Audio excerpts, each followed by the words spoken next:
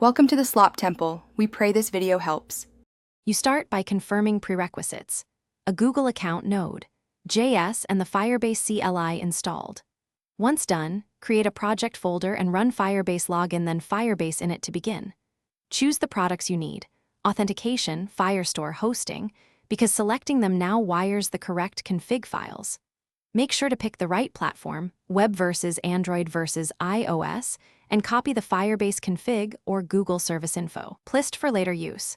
This avoids mismatched ID down the line. You next integrate Firebase into your app code. Install the SDK, import and initialize with the config object, and wire auth, Firestore, or storage where needed. Once initialized, create or migrate data models and implement sign-in flows. Do this early so rules and indexes match usage. Then push security rules and composite indexes using Firebase. Deploy only Firestore, rules, and Firestore indexes. This prevents runtime failures. Also store API keys and service account JSON securely, not in public repos. You finish by deploying.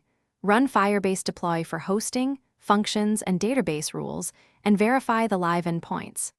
Once deployed, test critical flows and use the Firebase console and CLI logs to trace failures. If something fails, check the config object and environment variables first.